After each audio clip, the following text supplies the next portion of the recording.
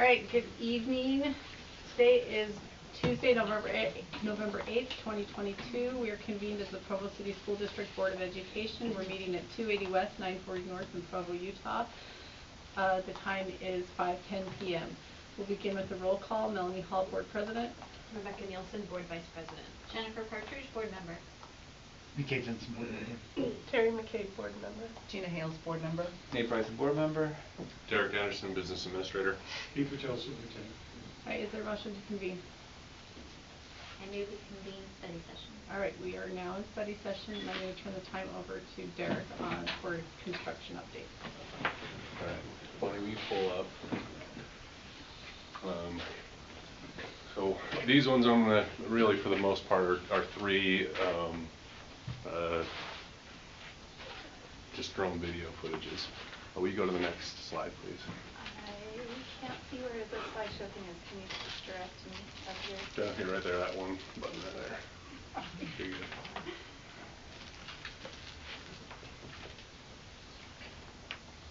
Okay, and then, yeah, we click that. Shoreline, for the most part, is coming along really well. The update for the board is if you click on that, it should start playing. That's a video. There it is. Yep, boom. The good thing is this right here was a designated wetland, and the Army Corps of Engineers has issued us a permit. We have it in hand. We can bulldoze it, and it's ours now. We can do what we want. Whatever we want on it. Do whatever we want. So that is now cleared and off, so we're good there. But as you can see, all of this piping over here, that is going to be essentially that storm drain line that's going to come down through, that we worked with the city to help make sure that they could still do that.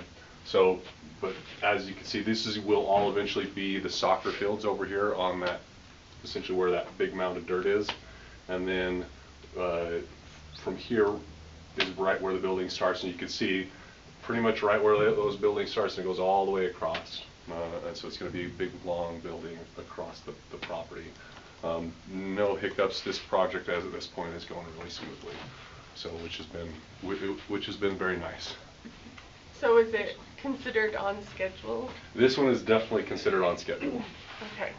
There it's our Provo. By the way, Provo High was like that. It was on schedule, worked out. Everything else, all the elementaries had drainage. All of our elementaries. And so what we're experiencing with the other projects is we have experience. So what's the latest thing they've been doing on this? So this one right now, the big thing is they're just putting all of the flooring and getting all the footings, foundations, plumbing in that goes underneath. All of that essentially subgrade work is all being done to prep for what you saw earlier was those flat foot foundation or flat work, and then you have the footings that go in. So right now, pretty much everything is being focused on subgrade. It's the conduit ran, is the plumbing ran, is everything that needs to be in place, so that way if we put in the footings, the drainages go where they need to go. The electrical has where, the lines that it needs to go, things like that. So that's shoreline, for the most part, is still on schedule, and what is on schedule, and things are still going smooth. Do we have the same kind of piers that we have at Provo High? We do not have to do helical piers there. So it's just a better soil situation there. Yep, correct. Yep, much better soil situation there.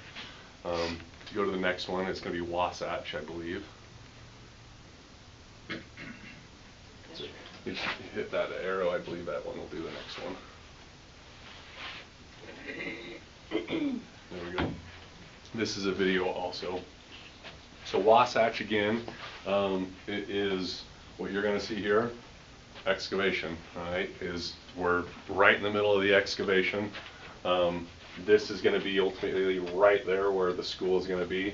And right here they're looking from the north view down south, and all of this, what you see right here, is all coming down. So that's all this excavation is essentially just peeling layers of dirt, and that's what those machines are, is essentially this big machine that just starts peeling back a layer at a time. And so that's. At one point you said that we might need the soil down at Shoreline. Are we gonna need still more soil down there? So between that conversation and this one, there hasn't been any more conversation around it. So it isn't at a point yet where I've heard that they will be willing to do that. The part of the other issue after talking about it is sometimes kids don't want to play nice in the sandbox, right? Is that we have an excavation team here that is different than an excavation team over here. And while one may have bid in, we're going to use the rock and everything on this site, back on this site to recrush it and put it back in, another one is saying, well, we're buying it from over here. And so trying to get them to play nice and say, hey, look, just take the rock over here and use it over here so you don't have to buy it and give us a credit, right? It's just working that three-party agreement to try to get people to play nice again. So but there hasn't really been any headway on that. So but Wasatch, that's really kind of, I mean, everything is just excavation at this point. Tim, if you go to the next one, this one actually has had a lot more movement. As you can see here, tent view, you can start seeing some of the second floor over here in the center area coming in. The roofing, the roof level is starting to be put on it. The tent view project is now starting to move forward a little bit more now that we've kind of got past some of those concrete delays. Have they fixed the second floor? So it is, I haven't walked it yet, but from what I've seen, I haven't seen anybody else up there tearing things out. So I don't know if they've reported yet at that point, but they are taking care of it, and they're saying it's not going to delay things because they've just taken care of it. The other piece, that we talked about was the locker room issue, right? They are going to rip it out and replace it. And so that was the final result. They've already ripped it out, they've already repoured it, and so we're just waiting on the proper curing time to determine whether or not it hardened to the proper strength that we needed. So that was the route that happened there. The other thing, will you pause this right here? Boom. The other thing you can see right here, bingo, the bleachers are all gone. So one of the things that we had was a window of opportunity that the construction team found to make up for lost time. And so they said, we were planning on already starting this in the spring. If we start on this now, we can make up for lost time. So they were given the go-ahead to start moving forward in that realm. If we finish this, will this allow like the football team to use it next year? Or Yes, that is, well, no, sorry, no, that doesn't look correct. I misspoke right there. Even though we're still moving forward, the football team will not be able to use this next year, no. For games, they could probably use it for practice, right? Yes, they could use it for practice. It was just the not games. the home game. Correct, that is correct. And when does the cell tower move? Sorry. I just got an email today saying that their agreement with the city fell through. So what does that mean for us? And I haven't had a chance to get on the phone call to talk with them to say, so I need an update. What does that mean? What are you working on now? What options do you have? Maybe if they're saying you're going to eminent domain, maybe they'll just pay to move it over here to the other site. I haven't even had a chance to call them to find out what that means. Because it has to move regardless, right? That's correct. That's correct. And they know that the eminent domain option is very alive and well on this one. So the city was going to move. It was going to be moved to the city's new park location that's north of the high school, right? Correct. And I don't know if it was the park but they claimed it was the park. Mm-hmm. And then here's what they claim today is that the owner or the property in question does not allow us to have the proper setback, which would be the ordinances in place and whatnot. So I've got to call them and get on the phone and just figure out what that means for them and what they're looking at and stuff like that. And today, the email came in today, I just haven't had a chance to call them. And so I need to get on the phone with them. But my guess is next month or later this month, we may be having a conversation about pulling the trigger on eminent domain. So I just have to figure out what their contingencies are, because I sent them this picture right here, and I said, this is where we're at. Where are you guys at? I need another update. And so that's when they sent, hey, this is what's happened. Well, that would actually be a happy eminent domain story. Usually they're so sad. So that is what is going on with the construction projects at this point. What questions do we have?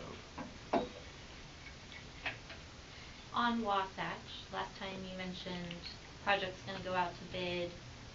It's mid-December. Correct. So we're looking at having a board meeting the end of December to approve the bid. That is correct. We were going to talk about that today when we talked about the calendaring, is that because of the bid timeline for Wasatch, right now they're scheduled to bid, I believe, December 12th.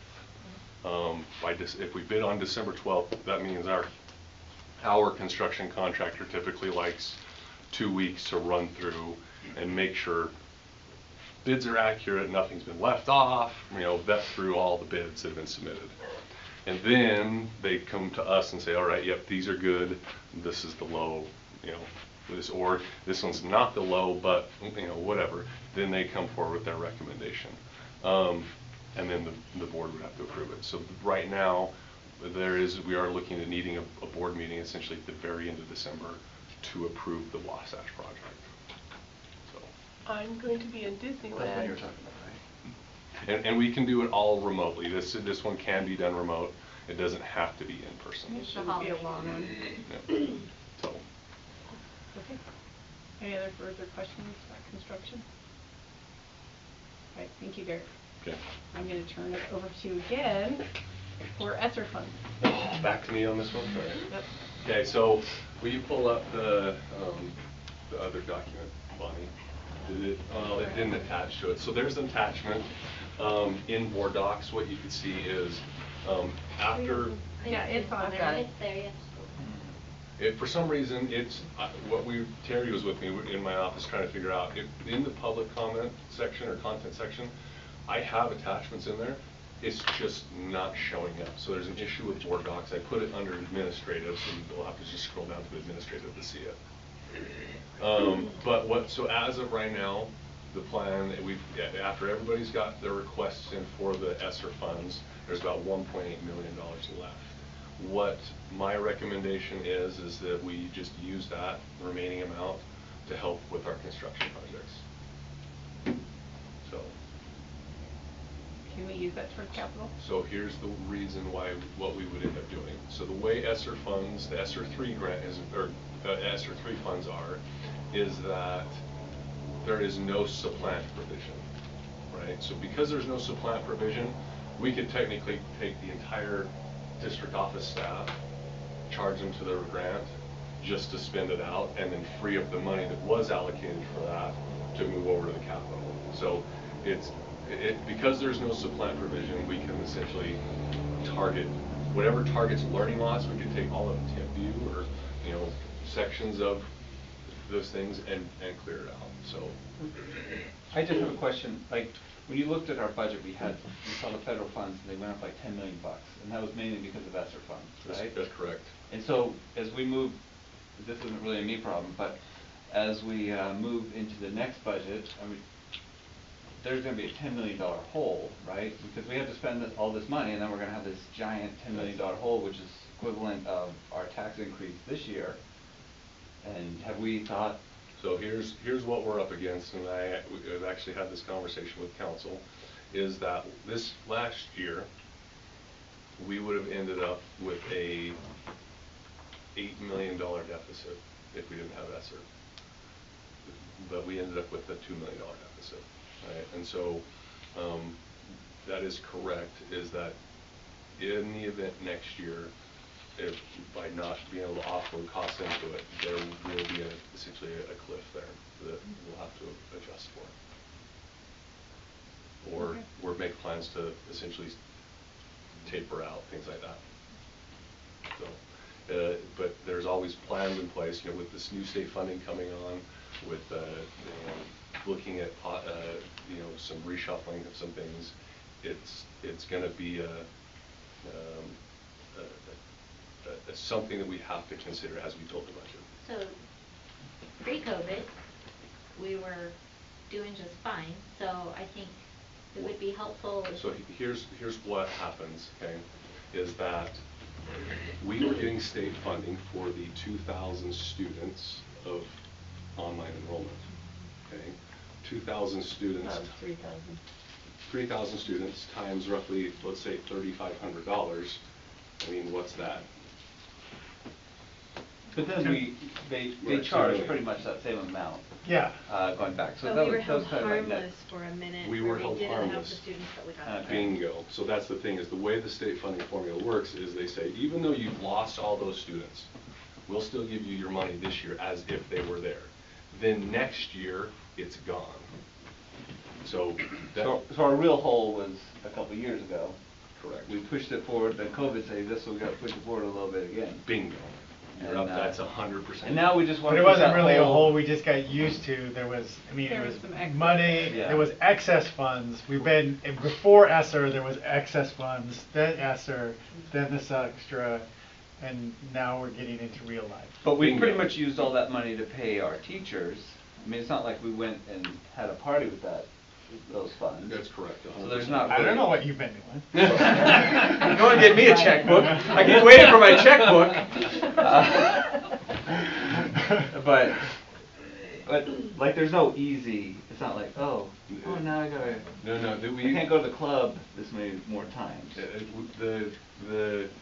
Our lifelines of the one-time, or the additional funding from the carryover, and then now ESSER, and those lifelines are now out this next year, right? We will not have any more, so. So you'll have to look really stringently on every budget, right? Yes. Okay. That'll be. Well, some superintendent will have to do that. In some boards. There's Well, a lot no, of people tonight. here- There's a lot of people here not worried about.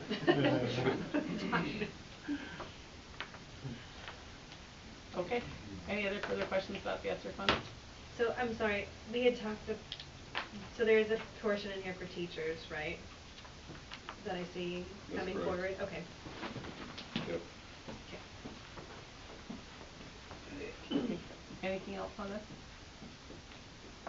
All right, let's move on. All right. Next, we're going to have a CAPS presentation. I'm going to turn the time over to Nadine. Well, thank you for letting us come. I also should have Jan Jardine up there as well, so she's going to help me present on CAPS. So if you remember, I presented, it was about a year ago. I think it was in November last year. So thank you for letting me come back and talk. I didn't get that. You didn't get that. All right, so I get to I want to talk a little bit about CTE and CAPS. Jan has been running CAPS for me, as well as our work-based learning program. So I'm going to have her speak a lot tonight as well. But go ahead and go to the next one for me, Lonnie. So CTE, if you don't know what that is, it's Career and Technical Education. And so under that umbrella, we get to offer a lot of courses throughout our schools, throughout middle school and high school. And it gives the kids an opportunity to explore and try different things and see what's out there in the career field. From our auto, woods, and metal classes down to our high academic computer programming to anatomy and physiology, and then in between our business marketing and culinary programs. So there's a wide gamut of courses that we offer, and a lot of opportunities for students to experience that through high school, and in our middle schools kind of kick them off with our CCA programs. And so kids get to explore and get to see what their interests are, and then we get to finish up with internships and CAPS with these students, where they get to go out in the business area and really see what's out there. And so we're really excited to be able to show you what we've done in CAPS. We've really evolved and done some great things, and we've learned a lot, and we've experienced a lot of things, and so we're kind of in a good spot right now and moving forward. So we're really excited to be able to share with you those things tonight. Go ahead, one more. So if you look at this, there's a lot to this. This just shows you all the opportunities that we have in our CTE programs from our 3 high schools. These demonstrate the pathways that we have in CTE. So students can take an introductory course. If they like it, they can take another course, and all the way to a completer, which a completer means they've done 3 credits in that area. They get a certificate. They get to wear a cord. You've seen those at graduation. And then industry is starting to recognize those and give students more opportunities in job interviews and scholarships, and so it's really neat to see that happening. We also have student organizations where you as a board get to hear as they propose those trips that they get to take kids on. Well, those kids in CTE that are going on those trips have to compete. And so they compete at a state level, and then if they do at a certain level, or if they've taken the top 1, 2, or 3 usually, they get to go in the national competitions.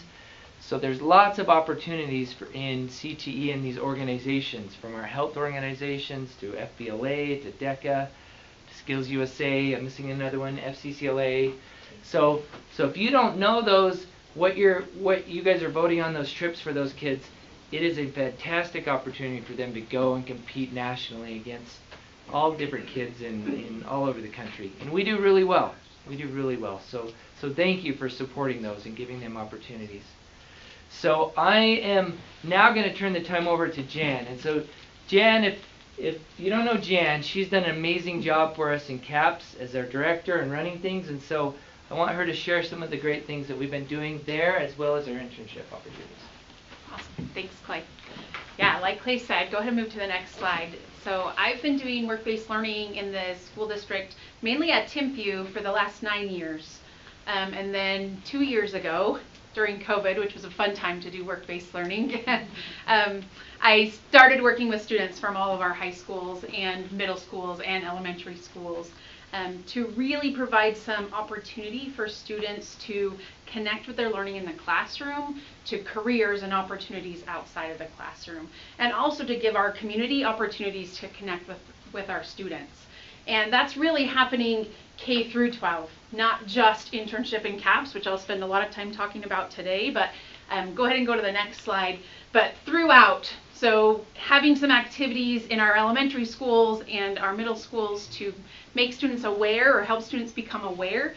One of our business partners, one of his favorite things to say, and he's worked with us for a long time, is there's not really an education gap, there's an awareness gap. Students don't really know what they don't know. And so the more opportunity we can provide to them to get exposure to those kinds of things, we want to do that. So in our elementary schools, we have elementaries that are doing career fairs, bringing in professionals, and students get to meet with those professionals. We have guest speakers coming in to do some interactive presentations. I could talk a long time about this. I'm going to try to give you the abbreviated version. And just this last month, one of our elementary schools had some students do an interest survey and then do some research on a career and make some posters about it, and had those up for their parent-teacher conference, which was really fun to see what the students, as far as careers, what they chose and what information they presented on their posters. In the middle school, go ahead and go to the next slide, we're also doing career fairs at the middle school. You'll see that kind of carry on.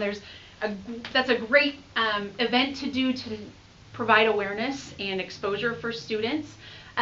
This Reality Town is another fun thing that the students do at the middle schools, where they get assigned a job and then they get to go make some real life decisions. What kind of apartment or house can they afford? What kind of car can they afford? And oh yeah, now you have to get insurance too, and buy groceries and child care and all of those kinds of decisions. And it's fun to hear the students like, oh no, well, I went out and went to the movie, now I don't have enough money, now I need to go get some supplemental income, and hearing the conversations the teachers have with the students as they do that. farthest picture that you see there is a virtual career site that we've been able to participate in as a pilot. The state of Utah is running, called NEPRIS, Pathful Connect, where there's a library of job presentations that students can access, as well as teachers have the opportunity to request specific professionals to come and present to their classrooms. And we've had a couple of different teachers, including at CAPS, that we've taken advantage of that. Okay, go ahead and go to the next one. Career fairs still happening at our high school. This was at Provo High back in February of last year, and will happen again this coming February. We also have the opportunity to take our students on site to some businesses. This event, Meta, Facebook, and Mortensen Construction put on an event for the Valley to bring students and teach them a little bit more about different careers in construction. Gave them a tour of the site, and also had a lot of different trades represented there. And then this just happened last week. We were able to take some of our CAP students to Little Giant Ladder. You might think that we would take them there to see their manufacturing process and what they did, but we actually took them there because Little Giant Ladder has built a film studio inside their manufacturing facility that they use for sales presentations and live demos and things like that. It's incredible. It's an awesome facility, but they showed our students the facility and then had them back in the control room running and pushing the buttons to bring all the things in as they did a simulated live presentation, which was really awesome for our students. And then internships, Clay mentioned. Go ahead and go to the next slide, Bonnie.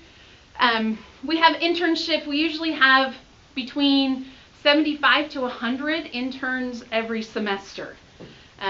So right now I think we have about 84 interns between Provo and Timpview High School, out in a number of different career areas, from accounting to engineering to education and political, medical, automotive. These are students who have expressed an interest and have already taken a number of classes in those pathways that Clay mentioned, and now want to gain some additional experience in the day-to-day work. Okay, so for internships, students provide their own transportation there. They go on site to a business and kind of see the day-to-day. A lot of the internship is shadowing and just observing. But once the students get involved, the mentors try to get them a little more included or working on their own projects. And it's been a great experience. We've had a lot of students get job offers. In fact, this student right here, he works now at that automotive shop.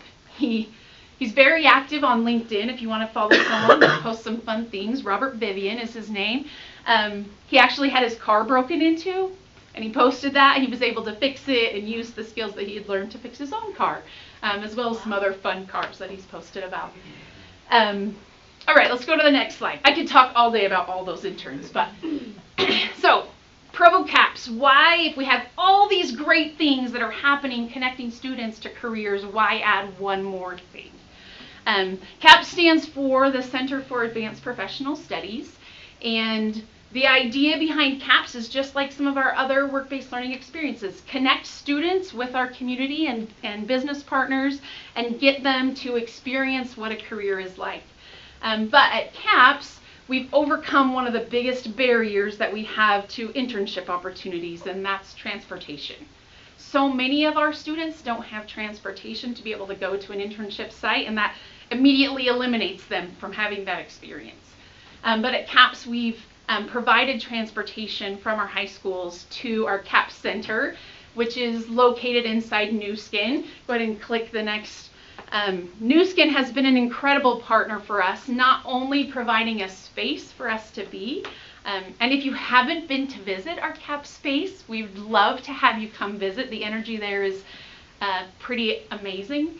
And the space is incredible. But New Skin has really tried to involve our CAP students in as much as they can at their business, providing projects for our students to work on in various departments there, but also including our students in events that they do and employee activities that they do, so our students really feel like they're part of that professional community, which is unique. There's not a lot of CAPS programs that have that like what we do. We also are very fortunate to have a very supportive advisory board that helps guide us in what we're doing at CAPS and make sure that we are responsive to what the industry needs. So we have representatives on our advisory board from all of our different strand areas, as well as key community partners that really help to make sure that we are filling the needs in our community. And responsiveness is one of the CAPS core values. I'm going to go to the next slide. Oh, back one more. 5 CAPS core values. I won't spend too much time here, but students are not only getting to work on a project for a local business, but they, through that, learn how to work in teams, learn a little bit about themselves and what they love, and maybe some things they don't love as much, and really cultivate that entrepreneurial mindset. Not saying that every one of our CAP students are going to go out and start their own business, but we want every one of our CAP students to go out being the problem solvers of the world and being able to see problems in their community and come up with ideas and solutions to solve those problems. Just some numbers. So far, in 3 semesters of CAPS, we've had 167 students go through the program, working on 77 projects for 58 business clients, which is incredible. If you go to the next slide, there's just some of the business clients. It's hard to fit all of those logos on one slide, but we have a pretty good variety of people that we've worked with, from Provo City to US Synthetic to smaller companies like Pontus Architectural Group and A-Design and Grim Reaper Broadheads. And you can see in your brochure, there's 4 different focus areas at CAPS.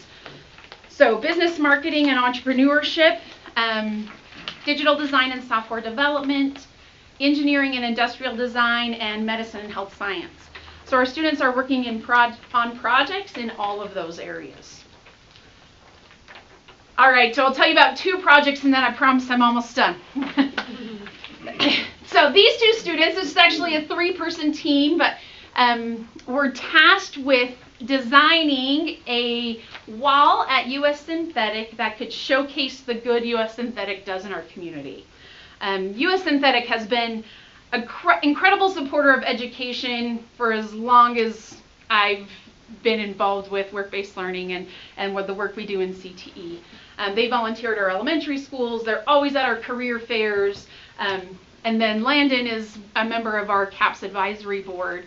And I was talking with them, and one of the things that we do when I approach a potential business partner and trying to find a project is I ask them, what's the 9th or 10th thing on your to-do list that never falls off, but you never quite get to it? Can we take that, our CAP students take that off your to-do list for you?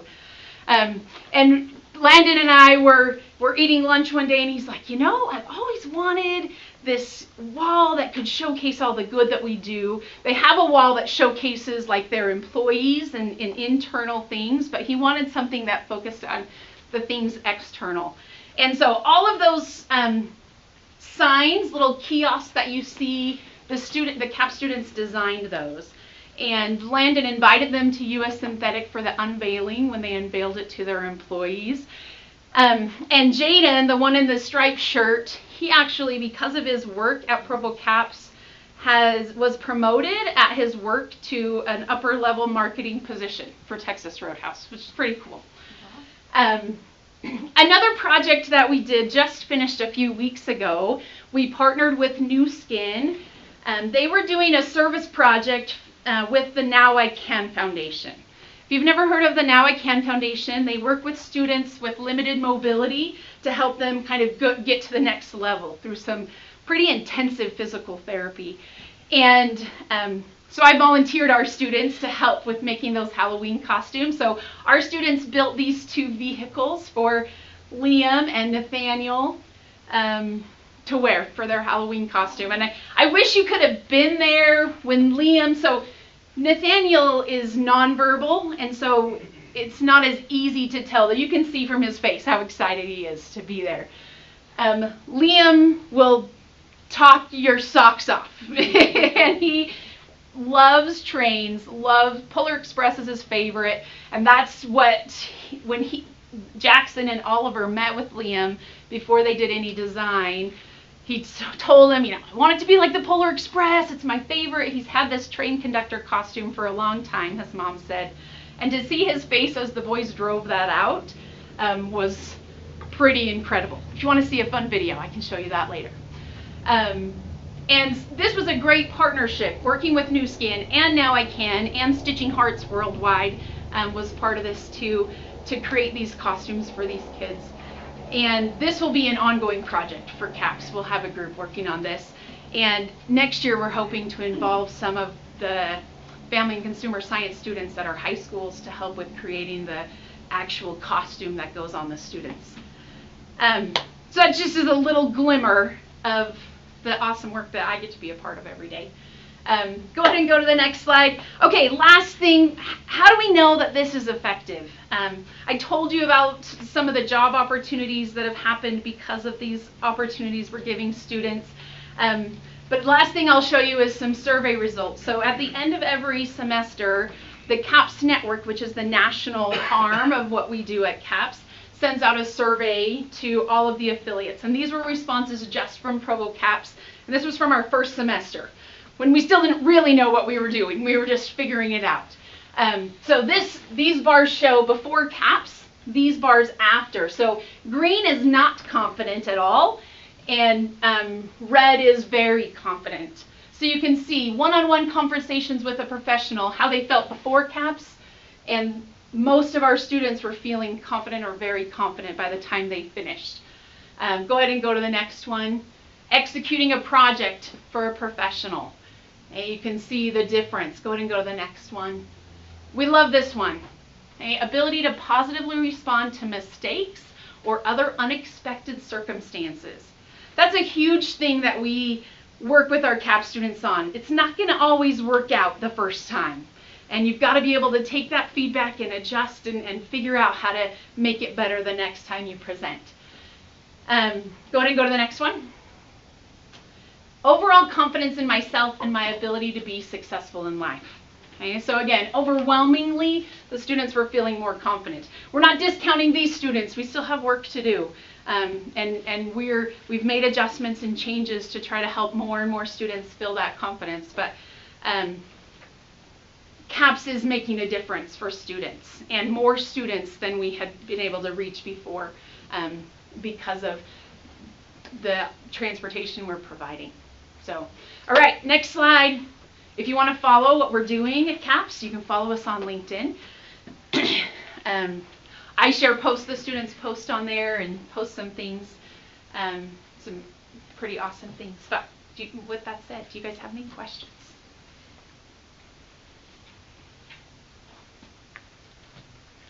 Jennifer? Okay, so my question is actually for what Clay talked about at the beginning, but I will say, love CAPS, my son participated in it, and just to have that opportunity for that professional and personal growth, it's been a good thing. So awesome. Thank you for all of that. So my question on CTE pathways, how different are two comprehensive high schools in what pathways they offer? Or are they pretty similar? They're very, very, very similar. There's maybe one or two one-offs, just because of maybe teacher retires or teacher moves on. Okay. They're pretty, very, very close. So even though we were looking at one school, both schools have a pretty big list there. Mm-hmm. Yeah. Okay. And how do students see that list and learn about all those opportunities? It's a couple of different ways. It is posted on their website for the teacher or for the students, but a lot of it is through their teachers, through their classes that they have. We're creating posters for them, and you'll see that in their classrooms. And teachers try to promote that as well, because it's a good way for them to get kids in their class. Start them out in a business class, and then get them on to their second and third. I just had my daughter CCR at Tintu, and they showed us those pathways, and it was great. The chart can be overwhelming sometimes because there are so many, but if you just look at one by itself, it's doable. If you narrow what you're looking at and what you're trying to focus on, if it's business or marketing or the welding or woods, you just separate it from that big chart. And if they'd already chosen to start first class, and then here's what's left for you if you want it. Okay. Thank you. And quite a few overlap, right? So you Yeah, can some classes complete you'll more than one take that'll go pathway. to more than one pathway. Absolutely.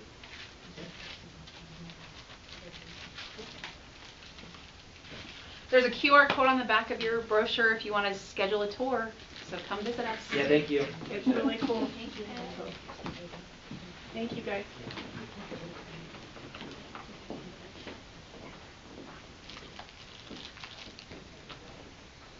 All right, next I'm going to turn the time over to Anne Marie Harrison to talk about the policy review.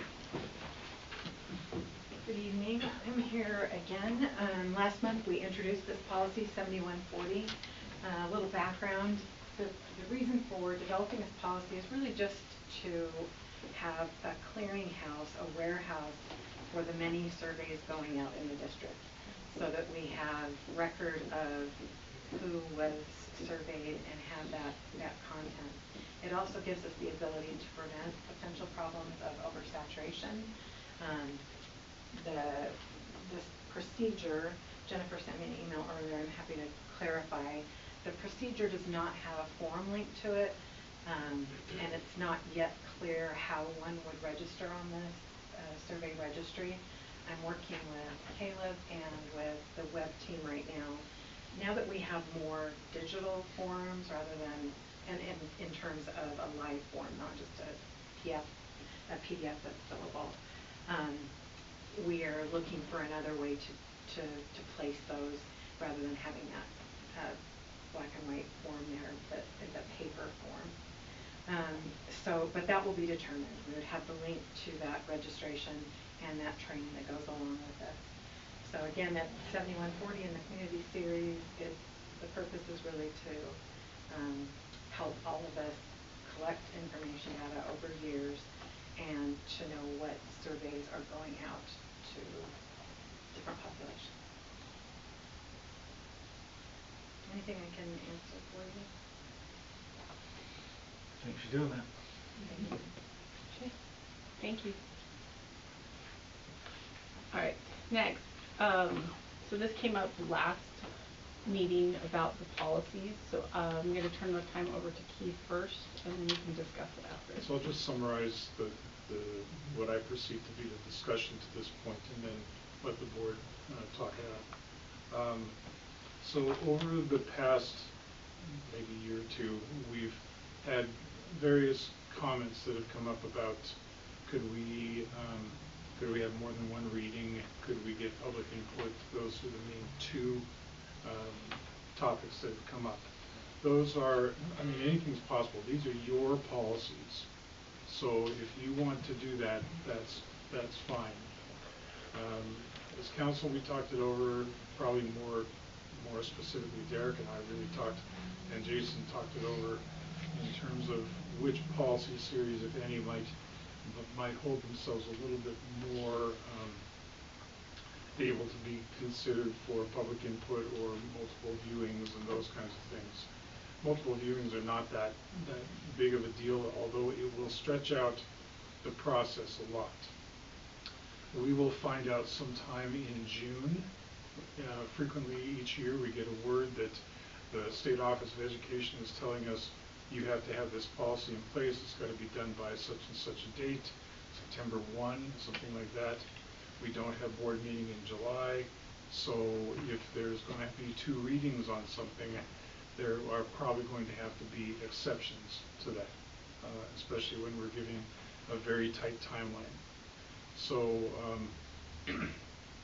the other question is, if you wanted to get public input, which policy series might be best suited for that? The HR, the personnel series, 5000 series, Jason and his team meet with PEA and PESP and other groups in the district regularly to hammer out some of those details. We would suggest that those are already being pretty heavily vetted, and that making that available for public input would not be all that helpful. The 6000 series, I won't speak for Derek other than to say that he's got to comply with an awful lot of regulatory issues, and so the 6000 series is all about that. So public input on that may be irrelevant and a waste of time, misleading a little bit. I do Because they think. follow statute. Yeah. It comes from Exactly. statute, this is how we will follow statute. Right, and we have a number of those throughout each of the different policy series, but in particular, the 6,000 series is like that. The 7,000 series, which is community, if you wanted to start with any type of community input, that would be the one that I would suggest that you look at. You could also potentially get input on the 3,000, 4,000 series. 3,000 is students, 4,000 is curriculum. With the amount of discussion that's gone on at the state level in particular about curricular issues, that one might be something that you want to consider down the road. But it would probably be wise to start off, my view, start off with a given series, see how it goes for a while when there are adjustments and changes, and then maybe expand it later on. That's really the background information I wanted you to have before you engage in this discussion. So, Do we need just a actual policy to do this policy approval process? Could we just do like a policy that says if 2 board members would like to think about it, then they just vote and we think about it? Because I know why we're having this discussion, because a lot of these are, I always think, okay, we're kind of getting rushed in. I don't know if that could be a thing, but a lot of them, like today's Emory, that was kind of the first one we read. No, that's the second reading of that. Yeah, this is the second reading, and that's what I'm saying. It came, This is the first and time it was we've done awesome that. the first time, but like the second time it was a little bit dry. And so, that's not ideal. That's just the nature of the content. And I think everyone's smart enough to know when it's a topic that we'd like to think about a little bit more, or we want a little bit more information, Or we think it should go to the public. Yeah. I think you could, I don't know if you need a policy for I that. think You it's could more just put that in the procedure. board handbook. Yeah. I will say I learned that at our January USDA conference, there are going to be classes about writing policy, reviewing policy, and we'll have the opportunity to hear from large districts and then a different class of meeting with small districts on how some of those districts do that. And so that could be something if we wanted to kind of get ideas of how, I think generally there's the approval process for a certain policy, but there's also then the discussion of do we want to go through existing policy and have some kind of rotation, and have some kind of formal way that we are getting through all of our policies, every Like few reviewing years. them? Yeah, just making sure there's anything we need to update and things like that, so. Just something that minorities have a voice. The minorities on the board. Let's Yeah, talk it about this. shouldn't be 4 or even 3. I like the idea of 2 board members just say, yeah, this requires a second reading, they can invoke that. I would just, my only caveat on that would be, as long as we understand that there may be an occasion where we say, we are required to have this in place by such and such a date. Yeah, so I think that, and I think even limiting to those certain series is fine as well. I think other boards, practice of, okay, we'll have this reading, it will go this long, we'll have a second reading, as long as they also have like in legislative, you'll hear the phrase, under the suspension of the rules. Mm-hmm. Because they go, every bill is supposed to be assigned to a committee, it's supposed to have a first reading in the House and a second reading in the House, and they'll say, under the suspension of the rule, this wasn't presented to a committee, and we're just going to vote on it right now. And they just move forward, and that actually becomes necessary, because otherwise what we're doing is we're just signing ourselves up for extra meetings, because we'll get deadlines that say this has to be done. If we say this has to have a second reading, that means we'll have to have another meeting before this other. Right. And so as long as we just have to have some flexibility, because the legislature's justification for that is it's legislation that's meant to change. It's meant to be amended.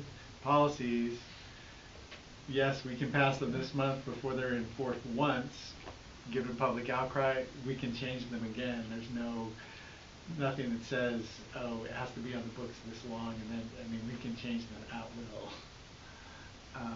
And so, but establishing, you know, that procedure is, as long as there's another way. Well, I think part of the thought, like don't know that it has to be, we have to have 2 readings or whatever, but there have been times where we get a policy brought to us and it might get uploaded for our meeting just within 24 or 48 hours, and then we vote right then. There's some things where if we're just revising something that's already happened, you know, that's probably not a big deal, but if it's a newer policy, I think it is important as board members, we've had some time to digest it. Is this really the direction we want to go? Is it phrased the way we want it to be? Because these are board policies. Obviously, we rely very heavily on the administration and the staff to bring them to us and to help with the writing of it, but ultimately they are the board policies, and I think it's important we have enough time with them that we can take ownership of them. Okay, so I like the idea of having at least 2 board members voicing their opinion. Do we want to limit it to the 3,000s, the 4,000s, and the 7,000s for right now? Do we just not more to worry about that? What do you think, Terry? You got strong opinions on this. I know you do. No. Okay. But I agree that we need to have exceptions because things Yeah. come in place. So if I like the idea of just putting it in the board handbook, but if we decide to put that in the board handbook, do we have to bring the handbook back for reapproval? Because we did approve the board handbook a year ago, 2 years ago. Yeah, we'll probably have to work on some revisions to that sometime in the next few months. And just, I mean, a general practice, I think one of the reasons that, I know that many school boards throughout the state have a formal process. Almost everybody has moved a study session and had a business session because they go, you just uploaded this policy and informally in study session, and we don't take action in the study session, except we often go, I don't know, you know, we might just skip this on the agenda. We're not going to do that in this business meeting. We're not going to approve it. This needs more time. That happens a lot informally, and that's happened here with this board as well, where we've just gone, I don't think that's ready. We've had a recent policy about that. We were, let's wait till after the election, and it wasn't because we were obeying. I mean, once we use that authoritative thing, then that's how we have to treat everyone, and so we use some of that flexibility that we actually have right now to go, let's wait, it's fine. And we consult with the administration, do we need this? Is the state asking for it? Or what's the pressing issue? Well, and I think just with some additional board training, we could be using even that more informal process to go, we're respectful of each other pretty much, to go, I don't feel comfortable, tell us why, well, let's just wait until we're out of time. And sometimes that's enough. So are you saying don't add it to the handbook or don't put it in policy? I think it's good to know. I think it's good to have something written down so the public knows what the process is of changing. Because sometimes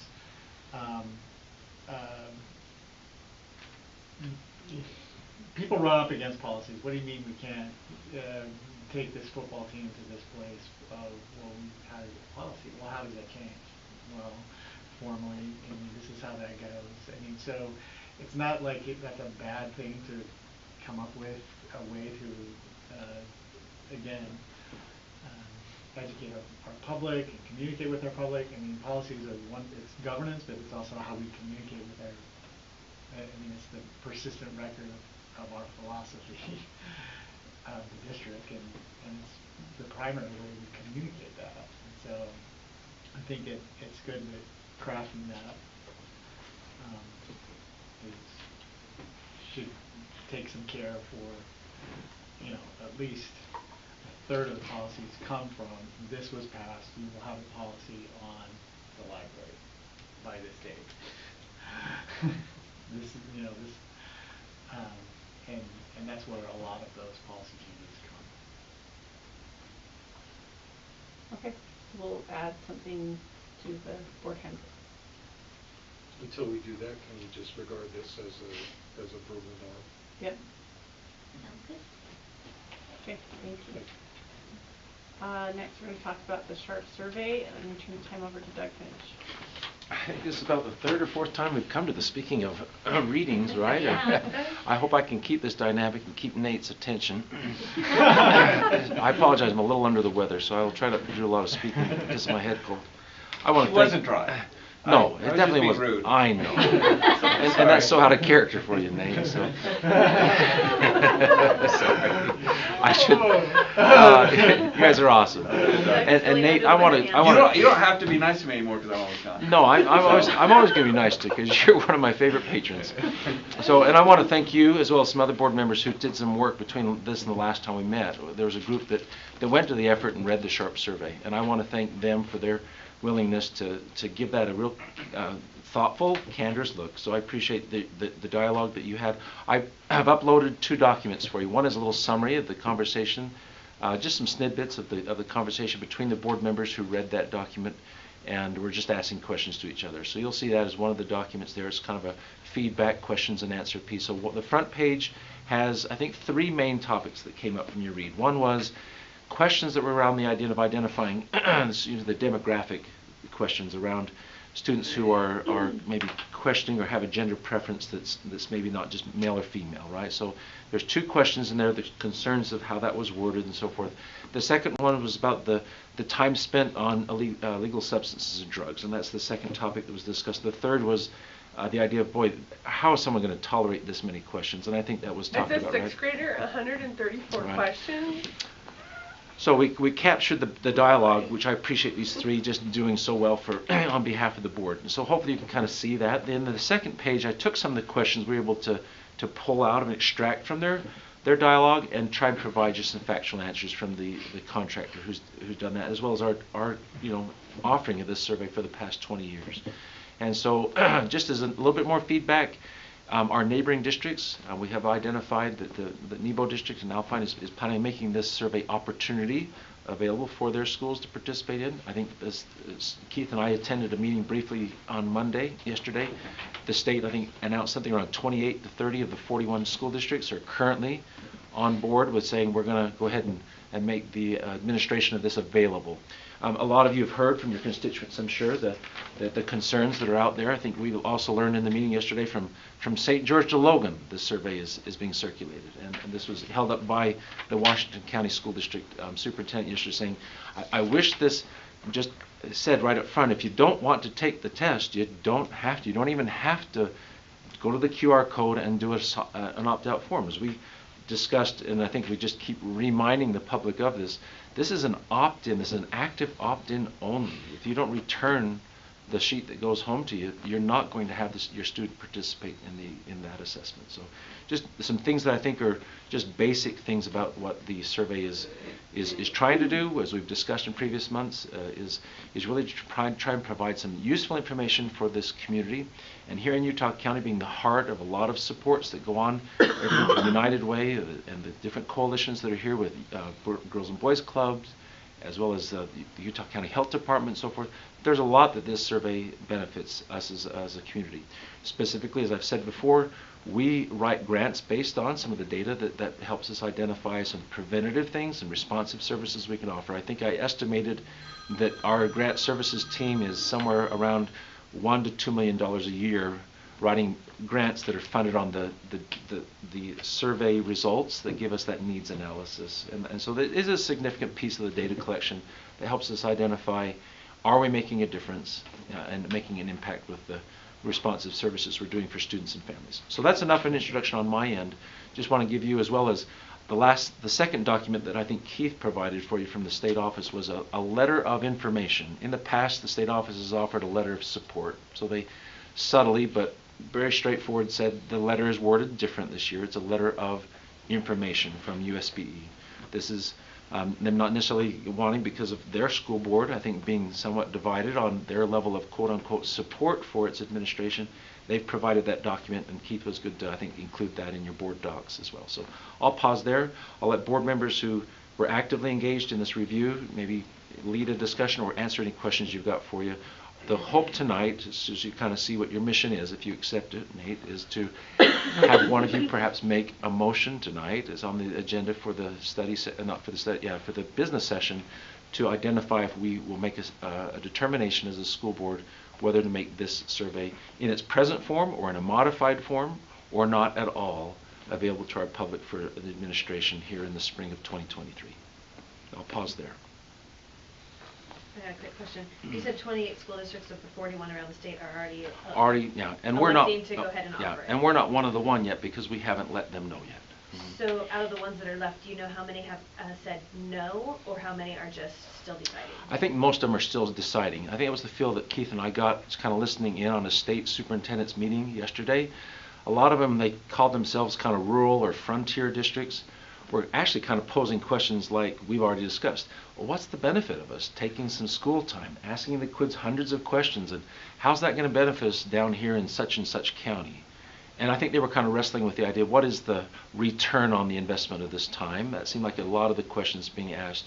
So I think there was a undecided, and they had the vendor or the contractor there and other members of the state superintendent's group answering questions for each other. So I think most of them, Rebecca, to answer your question succinctly, is I think a lot of them are just still on the fence, trying to still make a decision.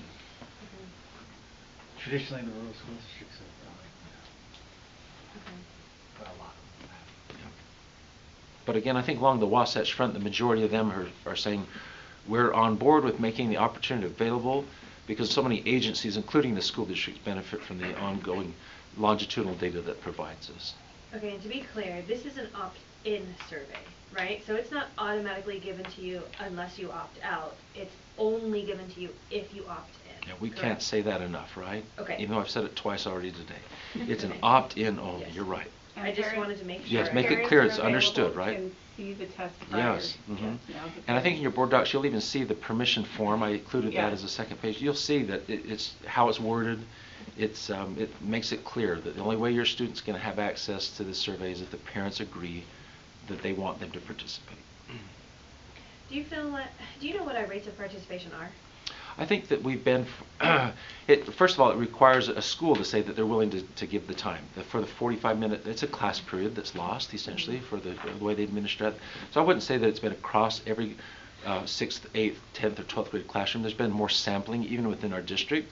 So there's a sampling there of maybe a third of our classrooms who participate, and then within those classrooms, I've had it reported back maybe 45, 50% participation. Okay. So there's a pretty good little sampling as far as looking at it from the statistical lens. But it certainly isn't an onerous thing that would say we've got a lot of kids that are offline that day because they're taking this assessment. And when we use the data from it to apply for grants and whatnot, are we using the data specific to our district, or are we using the statewide general data? The way we see the data is broken down by demographic groups, which is also helpful. It's actually the question I think that was brought up by the little group that read, saying sometimes these demographic questions are helpful to have so that you know where subgroups might be struggling.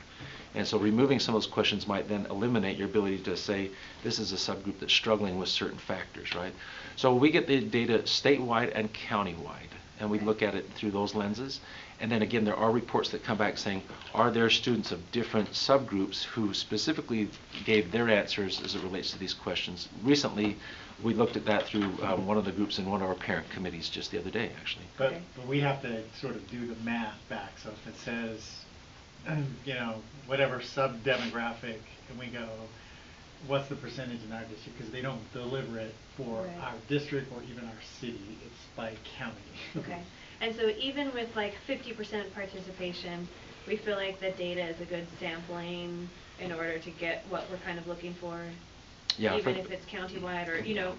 Yeah, again, it's all used in the aggregate, so again, and again, you've got people who, as I think has been pointed out by those that read, and I think Terry mentioned this, that if you just end your survey data at some point and you don't answer some questions, they'll take some answers as opposed to none at all. They also try and look through and find students who didn't take it serious, and there's some questions in there that trying to eliminate throughout bad, data, and so it's very been thoughtfully administered for some period of time. I think that most of our agencies that I visit with about this, and including our own, have a level of confidence that it's the best we've got because there's really not a lot of other things that are asking those questions of our community. Thanks, Rebecca. Other questions or other comments from those that spend a little time on it? When I reviewed it, I took the position of being critical of the survey, and I think it was question 5 of the 8-6, I don't know, the older kids survey. I thought it was, a bit wishy-washy, and I thought that the 6th grade one just was a fire hose of things that 6th graders should be doing. So if I would be fine with my kid taking either of these surveys. But if I was going to change anything, I wouldn't care if my kid didn't take the 6th grade one. And the question 5, I would keep it, but I would reword it a little bit. I didn't like how it's phrased. Yeah. So those were my criticisms. I wish there was. Gina gave some great feedback, and so did Terry. I wish there would have been a really strong advocate to explain to me where I'm wrong, because I come from a position of total ignorance, and I don't know anything about the survey.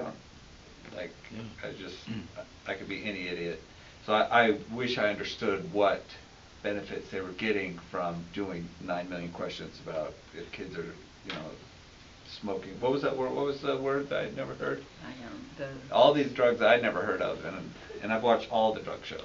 Well, and as you saw in the Q&A, they'll sometimes make up names just to eliminate some kids who are just fooling around in the survey, right? Yeah, I was like, I didn't even know if those were real drugs or not. And so, why do we have to ask the 6th graders about this stuff? Yeah. Well, I think that's probably helpful feedback for the public to hear, as far as just one person who took the time to read the whole survey, which any parent could do if they wanted to take the time like you did, Nate. And I appreciate that feedback. Whatever your perspective was, it represents a certain amount of our population who's just looking at this and saying, is this for my family? Do I want to participate or not? Gratefully, the best thing is, as Rebecca pointed out, at least they've got the option to know that we're not just going to sneakily administer this to anyone and mine data, as I think the flyer suggests that we're trying to do, right? Right.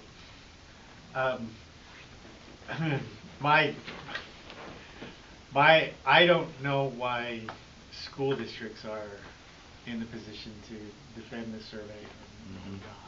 It's not ours. We're doing it in a spirit of cooperation with government, but government, including our state school board, is like, oh, we're terrible. I always want to talk to people in the government when they say the government is terrible, to remind them that most often they are the government. I wish that people could view, cooperation. Cooperation is not a popular campaign thing, that we're going to cooperate with the state, we're going to cooperate. The health department, we're going to cooperate with the federal government. Yeah. But civilization is actually built on people cooperating, so I don't know why this isn't sort of something that we model better. But I don't know who's making the motion. We used to decide that. We used to decide this here. Well, if the information is super helpful, I would make the motion, because I want to know what things people do, what kids are depressed or taking drugs, and what is their home life like, or what is their economic status, and is there a correlation? That's all stuff that's useful so that we can help kids going forward. And I think that's what Gina was saying. This whole thing's to help people. And Gina's got that background with her work in school social work and so forth to kind of have answered a lot of the questions. Gina, I think you'd kind of offer some perspective. Well, yeah, I hadn't heard of the drug either, but I've worked with several kids over time that would know those things and more. And so I think if this was an opt-out survey, I might have a few more reservations, but because it's an opt-in survey, I feel like the information that can be useful on a community level, and I've worked for several of those agencies that utilize this information. It's very important information for us to have. I shared some of the concerns that both Terry and Nate brought up, but again, it's an opt-in. Like, we can't even get, people aren't even signing the permission forms for field trips. Like, so the people who are opting in are my guess is they're very consciously opting in. My daughter does not, she's not on the year that she would take these. I would be fine, like Nate said, I would be fine with her taking any of these, including the 6th grade one. But I have very frank conversations with her for everything from drugs to sex to whatever. And so I wouldn't have a problem with it. And then any parent who does, I'm all about parents' rights. I want parents to be able to choose this. And so they have that option to not opt in. And I think if that wasn't there, I would be more concerned about these things. But because it is an opt-in and they actually have to read a paper and do something to take the survey, I'm okay with these questions. And then if they want to read it and say, I would have read it and I would have gone over with my kid, okay, this is what this means, this is what this means. You can choose to answer it or not answer it, but you can go ahead and take it if you choose to. And so I think the opt-in for me is the key. It's an opt-in. I feel like we have respected parent rights. I think that parental rights are very important, and they have that right to opt out, to opt in. Well said. And then once you're in the survey, as you kind of alluded to, it's clear in the instructions, and it's reiterated to the students, they don't need to answer questions they're not comfortable answering once they're even in the survey. Melanie? Just a clarification. You said not every school is going to participate. Mm-hmm. Who makes that decision? Is it the principal? Yeah, we reach out from my office. If this is a go, then we reach out from our office to each of the schools and identify who's willing to make the commitment to participate. So it'd be our middle schools and then our elementary schools that have 6th grade, which are all of them, right? So we'd just identify, and I don't think every school would take it. It would just be based on our cooperation and the willingness of the principal to allow this to be one of the activities that takes place. Great question. Terry, anything that you saw that I want to make sure that you have an opportunity to share what your impression was. I know the skipped logic, the idea of like, you answer a question, if your answer is no, you don't need to take 5 more questions and ask the same thing kind of thing. I hope that helped you. It was just a lot. I mean, 134 questions for 6th grade. Yeah, right. Attention span. Come on. Yeah, 3 questions. Yeah, We substituted for the reading exam? If you pass this. Yeah. It's prep for end of year language arts assessments, right? Yeah. You know, I guess that was just my biggest thing. Like, are kids gonna get bored and they're just gonna quit? That's a good point. Yeah, I've done that at 6th grade level. Well, you know, by the time you're in 12th grade, it's like, my phone is more fun than this survey, so I'm gonna just stop doing it. But then they've been doing this. I don't think the survey has been much shorter. The people who are administering the survey know this. They recognize this. I don't even need to worry about that necessarily. Although if I was in 6th grade, I wouldn't want to do 134 questions. Yeah. Good point, Terry. Thank you. So I think your agenda tonight is the opportunity to take from, I think, some sample wording there as to whether you say in its current form, to ask for a vote tonight. You can, again, ask if we, that's why we're taking the decision tonight. If you'd like to eliminate some questions, we would need to notify them that the Provo version of this would need to have some questions eliminated.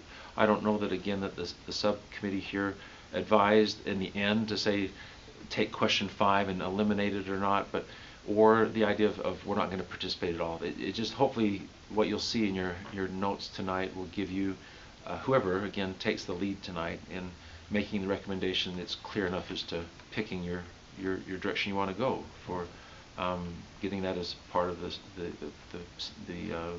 business session tonight. Any other questions for me or any ways I can be helpful to you? Thank you again. I know this has been a funny thing to spend all this time on. All in the spirit of cooperation. But thanks so much for your professionalism, really listening to and thinking about what your constituents are feeling about this. This thing's become a really hot issue in your neighborhood. So hopefully we've been really transparent and done our due diligence on this. Thank you. Thank you. Next, 2023-24 calendar change. I'm going to turn the time over to Jason Cox. Good evening, school board. Thank you for the opportunity to talk about the calendar. And the calendar's always fun, right? If you want to throw something, I'm ready. We're right in the middle of our process, just to give you an update. Typically every year we meet with the K-16 Alliance in October, where we review everybody's local calendars to plan out and prepare for the coming years, but also to discuss with the universities and the other school districts their desires to potentially change calendars. In this meeting that we had with them about 2 weeks ago, we found out that our spring break is not currently aligned with our neighboring districts for next school year. And in discovering that, we are coming back to you tonight to ask for an edit that we move our spring break 1 week earlier to align it with the other 2 school districts. We also have sent out our initial survey to gather interest over the 24-25 calendar. We will be bringing you the results of the second survey in December, which will show how the community has voted or given us our feedback on an A or a B calendar based on the feedback we get from this initial survey of their interests. One of the things I'd like to propose is that in our process, some of the other school districts do this currently, where they post like we will be potentially posting in January, the 24-25 calendar, but they also then put something on the website that helps everyone understand that it is a tentative calendar and can be subject to change, because this is about the 3rd change we've had in the last year and a half, and they are all good reasons. So from time to time there are needs to have the calendar changed, whether it be through negotiations or changes in other local calendars that would drive us to want to be more like our neighbors rather than standing out and being opposite of them and making our employees potentially not be home with their kids during a break or those types of things. So, any questions? You bet. It sounds like the fall break that we just had this year, we changed to align, and then this one, it sounds like we're having to change to align. Is there a reason why we're always out of alignment? So this one is not for this spring break, it's for the following year's spring break. And what had happened is that the universities had come and actually made a presentation, a pitch, about us all looking at our calendars going a week later for that spring break. We built ours that way because it was the pitch, that was kind of the consensus in the room at the meeting. But for whatever reason, the discussions with the other school districts and their boards, in the meantime, they've now moved it back. And so one of them isn't approved yet, but it is planning to be approved in the December board meeting. The other one has been approved. And so just knowing that those 2 districts are moving ahead with that plan, again, we would rather align. And that's somewhat the difficulty of building a calendar that's 18 months out, right? Like I said, that kind of leads to us sometimes needing to change, whether we really want to or not. We'd love to have it out there and have the public be able to be seeing it's very consistent, but sometimes it requires us to change. Some things come up that require us to change. So. And then if we put on that thing saying this is subject to change, is there a time when it's no longer subject to change? Yeah, you know what I would do is, as we come to the school board every December to ask you to re-up or choose the one that's 18 months out, I would have that be the point where you say the other one is no longer subject to change, which is just that coming school year. Or not the coming year. Yeah, because you're going to be approving the one that's 2 years out, right, basically. So. Except we had to change that fall break within less than that. And it still happens, right. Yeah. I mean, that's the difficulty of, I think the timing, that's a suggestion, the December piece, but like we were both just saying, one of the changes came through negotiations and they don't finish until the end of May. You approve the negotiations in June every year. You accept that from them.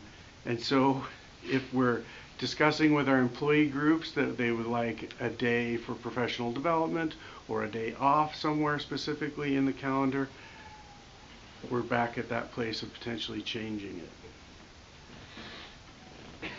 So it might be good to just say this is always subject to change. Yeah. Kind of. December. We could update it right before July when it kicks in, or. But it is helpful to know, Yeah. I mean, some parents are planning their spring break a whole year in advance, so. Yeah. I do wanna be as locked in as possible. It sounds like there's room to talk to our neighboring districts about, let's coordinate a little better. If you're gonna start to make changes, can we please talk better and not just wait for our alliance meetings? And I think that's the hard part, is that districts change who's in charge of that. I've been at the table a long time, but a lot of the other people that are at the table were new this year or new a year ago. And so when they come on and they start having conversations with their councils, they start saying, well, we've always had it the first week of April, why don't we move it back to April? And they weren't at the meeting where we discussed the universities potentially saying, why don't we put it here and give it a go? Because it would help us with, and I to be honest, I can't even remember the reason why the universities were kind of asking for that second week rather than the first week. Because it's not about alignment of a spring break. It's more about an alignment of potential transition of term or tests or something. I don't know. Pre-service teachers and interns and all that kind of stuff.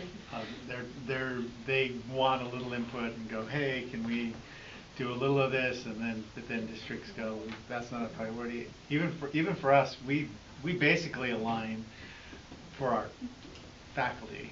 Mm-hmm. I mean, so that their work spring break is the same as their kids' spring break. Yeah, absolutely. And so. Absolutely. And some of the people who are at the table are staying with the second week spring break.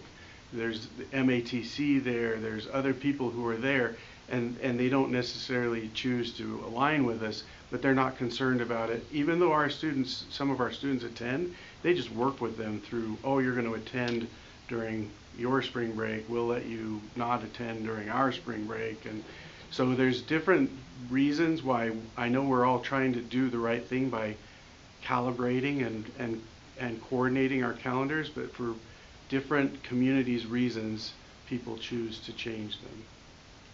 So I noticed, and I got some feedback from teachers, there's an extra day for Christmas, and I don't remember which. For 23, 24? Yeah, on these calendars as well.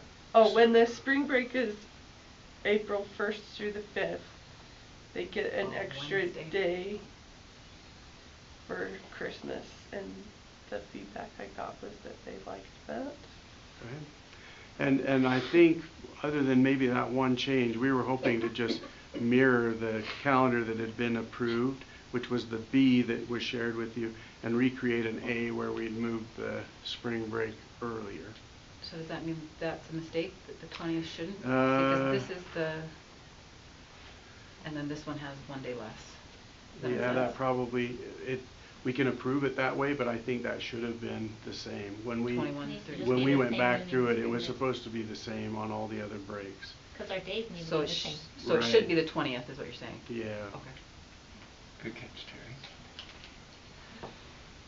Yes. So I noticed, so is it this year that the teachers requested a professional development day or something in March? Yes. And I noticed there's not one in the 23-24. Is that something that will come up in negotiations maybe, and we'll change it after negotiations? Right. Okay. See, that's the difficulty of it. And it's not actually a professional development day, it's actually a day off. They've chosen to, right after the term ends, to have a day of no work, no school.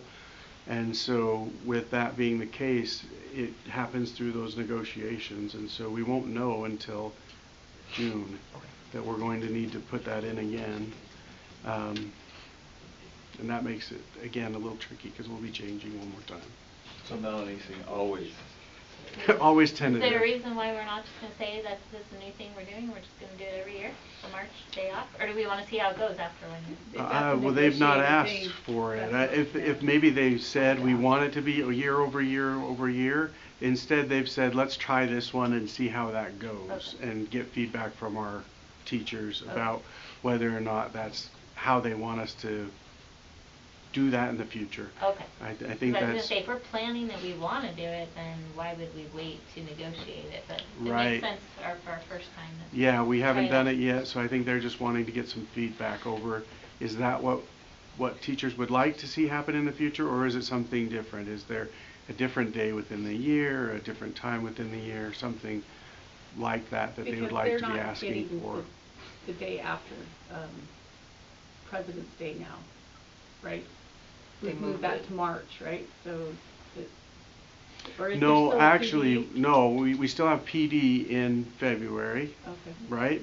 It's March. No, it's in March. It is in March. One This day year, off, right? one This day year. off. Okay, yeah, so we did move that to the March timeframe too. So I guess along those lines, and Anne Marie, you could speak to this or help me speak to this. That's something that as a district we typically set. That's not a negotiated item as far as professional development. We take input from PEA, but we also take it from our parent group, our PTA, from several groups to make those decisions as to when to place the professional development days, because we want the community to be happy with when there's going to be another day of no school, those kinds of things.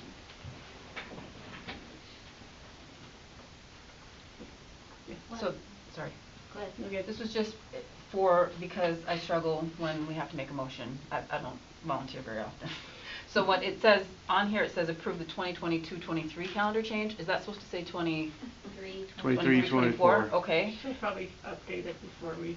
And then, no, it's fine. And then, I just, for my own sake, in case I'm the one that does it. And then, You're gonna do it first now, for sure. and then, I move that we approve the proposed calendar change. Is that gonna include the 20th of December? We'll want to add that in there. Yeah.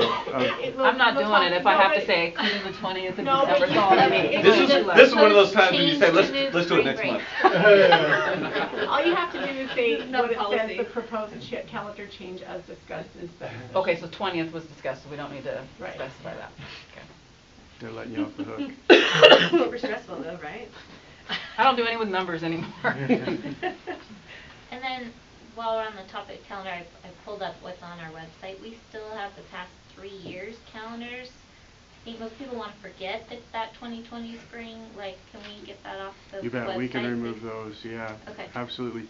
Sometimes community members want them historically, yes, for Yeah. comparison, but the other. I get one or maybe. Yeah, but we can definitely It's remove cluttered to one find, or wait, two which of them. year am I in right now that I want to check, right? Yes. It should be near the top. Yeah, we can definitely remove, back down to one of the past years being on Yeah. there. Yeah, Thank you. absolutely.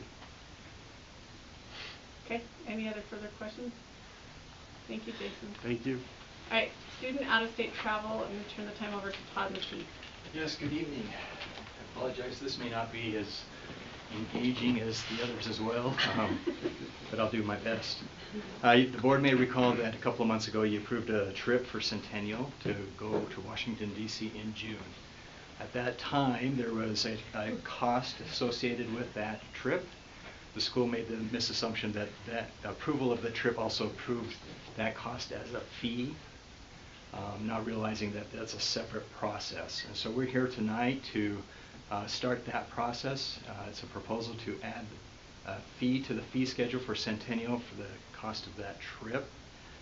It will not, it needs 2 hearings, and so the approval, if the board chooses, wouldn't take place until December.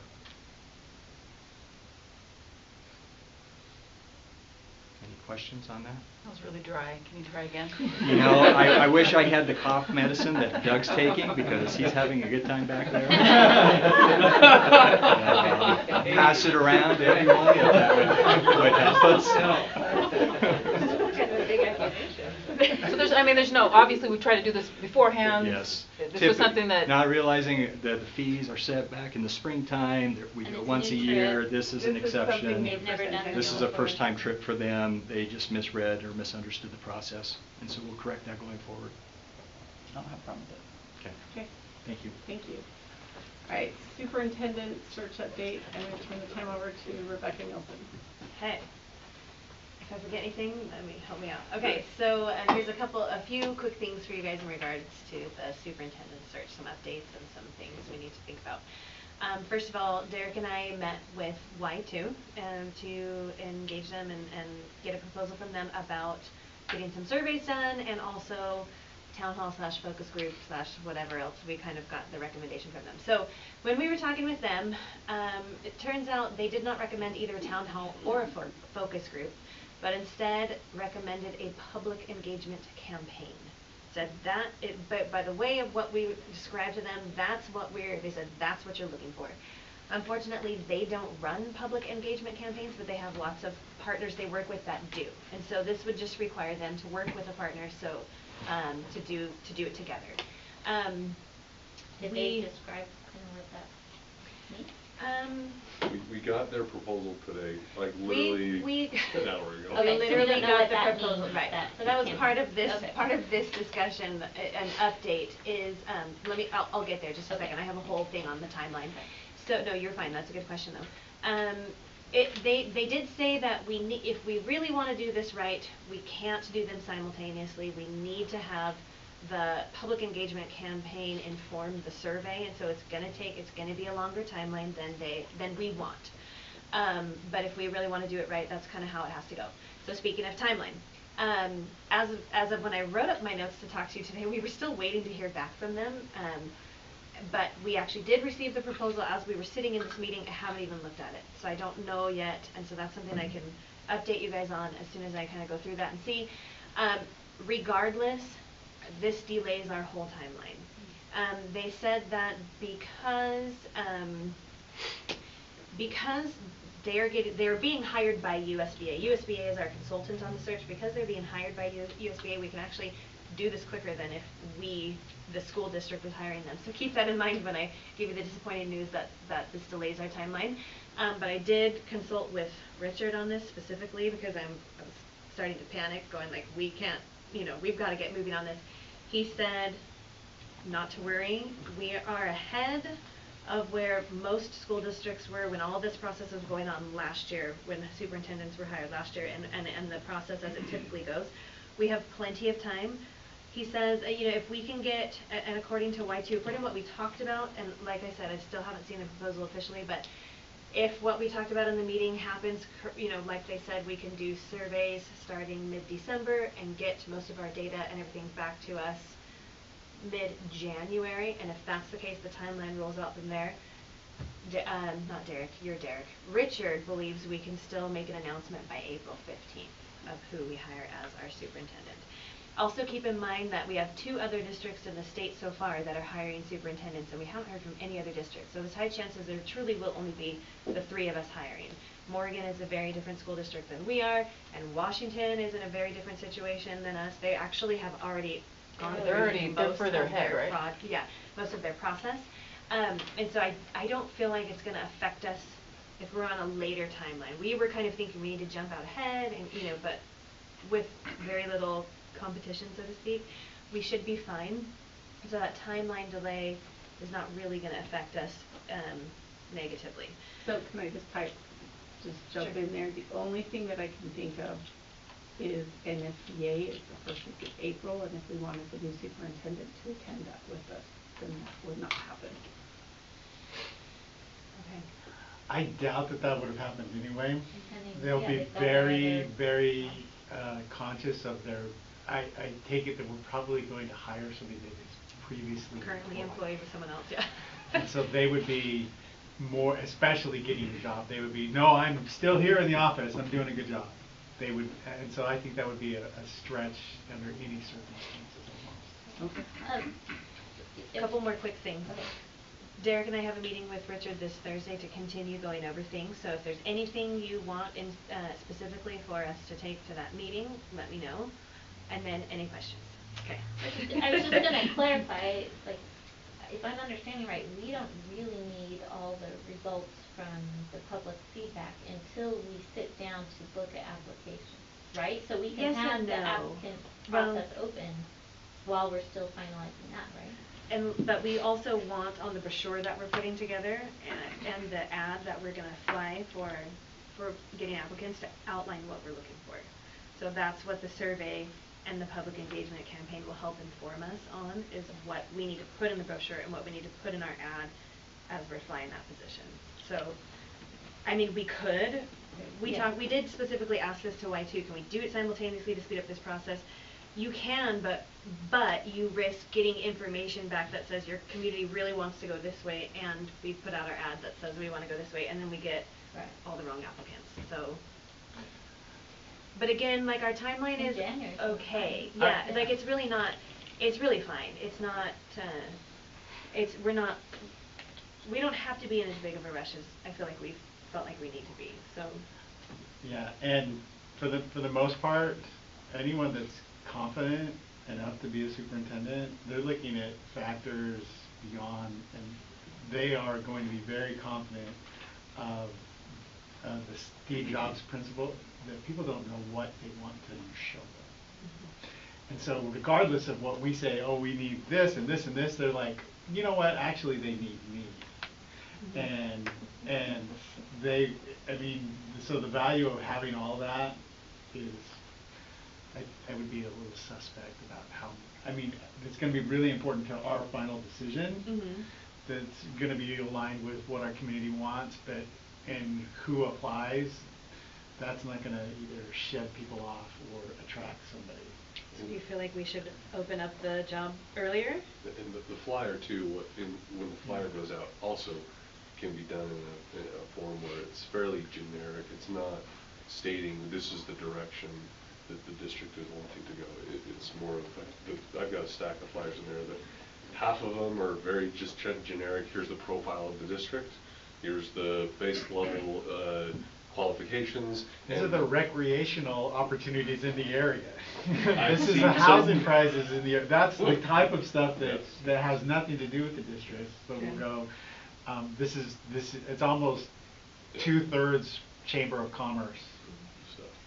So if you feel like we don't need to wait for the surveys in order to put those two things out, we can rush that timeline. I've already been working with people in our district to start gathering a lot of those demographics and statistics and things like that. We've sent Caleb's group has sent pictures. Like they are working on that flyer. So we could just continue with that timeline and just put it out without waiting for survey results. So quick question, the community or public engagement campaigns, you were saying we would want to do those prior to the survey? That's what YC so was recommending. When would we do those if the survey's coming out in December?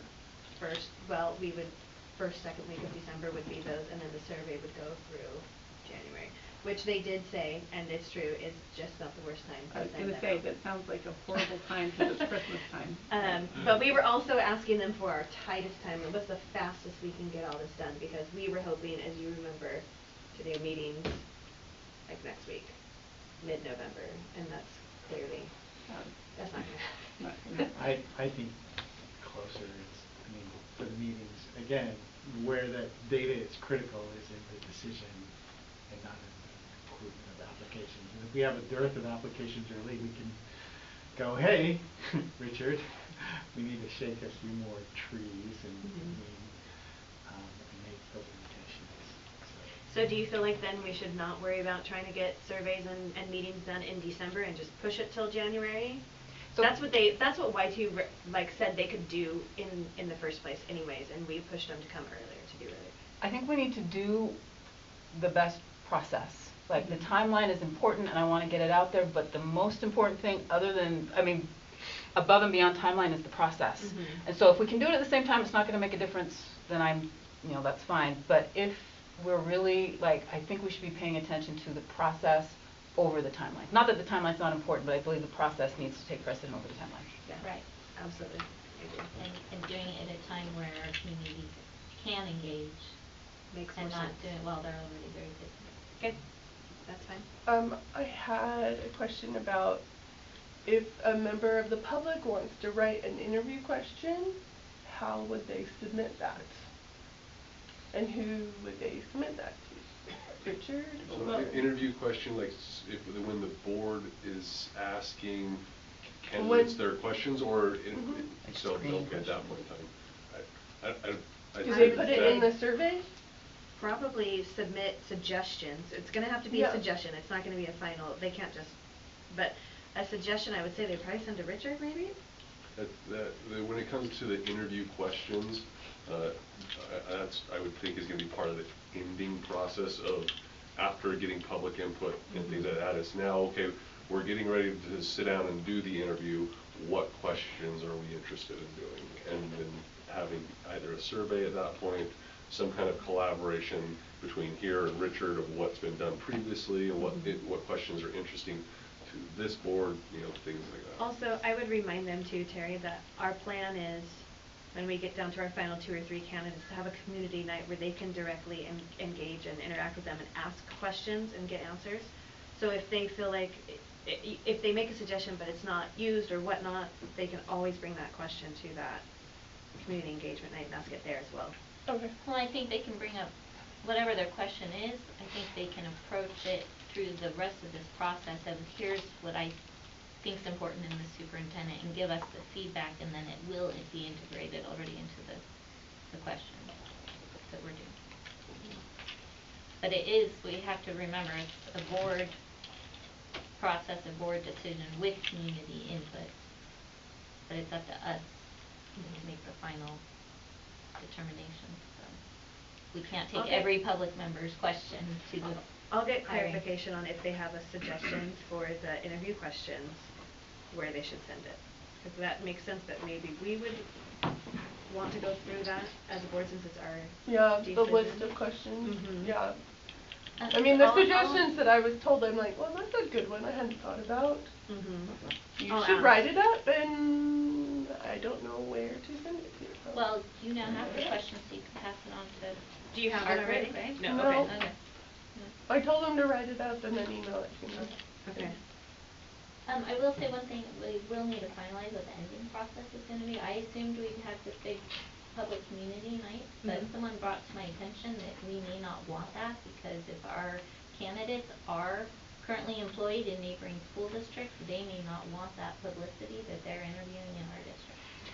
That was part of my concern, and I didn't, have we talked about doing a meet the final 2 candidates? If we did, it was dry. Well, we did that with when you were hired, correct? We talked about it. It's on that list of suggested So some of process. it might depend who our final candidates are. Right. And I mean, it will, if we advertise that up front, it will limit your people who are interviewed, or people who will go. I want to pursue a job, but I don't want to have my comments about, my current district or my philosophy be used against me in my current job. I almost didn't apply because of it. When I heard that ours was going to be put on the broadcast, I honestly was like, they don't know I'm applying yet. Do I really want to go down this route?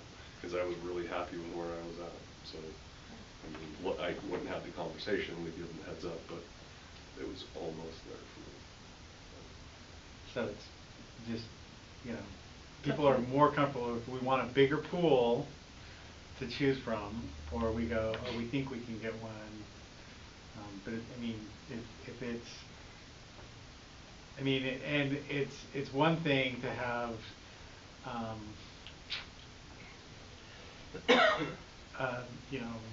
I don't think it's that unusual to not have it be sort of a full public notice. Again, that's an advantage of doing an outside group. And I mean, when they do the universities, they have 3 people. They show up at the university site. They show up with the students. They name them at the end of the day. But those are they're not recorded. But they're, what goes out to the public is this was a finalist for this job. But when it gets down to those specific things, they're really careful about. Yeah. Okay. Well, that hasn't been officially finalized, so we can add that or take that away if we feel like we don't want to. I just want to make sure we weren't promising something to the public that we're not going to end up doing. So it's an option, but totally fine. Yeah. Not for sure. Okay. Thank you. I'm going to move the consent calendar to the business meeting, and we can ask the questions then. I'm looking at the Google Calendar, Bonnie, and they're all from 2020. Cool. Like I said, I saw that, and I was like, are you I knew sure? I was forgetting something then. That's okay. Well, we'll have our next board meeting for sure on the second Tuesday of December. Our next one will be December 13th. And then Derek, is December 13th enough time? No, we'll need something somewhere around the 28th or 29th. Of December? For the Wasatch approval. Okay, and we can do that remotely if needed. Correct. So any time that works in either the 28th or the 29th for the board would make it work. I'm okay either of those days. Morning, afternoon, night. I will be in Disney. You can be on your phone. And Or you're you live. could also just not come if you didn't want to. Well, actually, if I do that all the I'm time. a legit excuse. Yeah. So we're not having a study session in November, like a Tuesday morning? I don't believe so. Okay, that must just be my default. So November and December, no morning ones? That will work. Are we gonna have a party that because Nate's leaving? You wanna send him off? Well, we'll for sure have December 13th as his last board meeting, and he's gonna be here, right? Yes. Okay. So how does the 28th, we could do morning or evening, either of those work for us. There's no school, and so, and it'll be a very quiet group, so really it's just, does anybody have constraints that it doesn't work for them?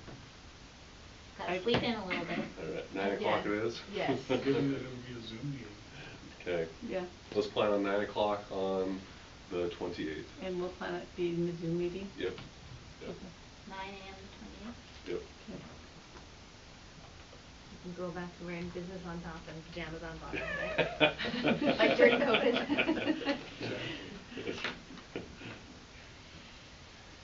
Like 15 minutes. Okay. Is there a motion to adjourn? I move that we adjourn the study session. Yep. Okay, we'll meet you all in the other room. Hey, anybody who doesn't want this, I'm collecting it because my friend's son is in the pamphlet and she wants it.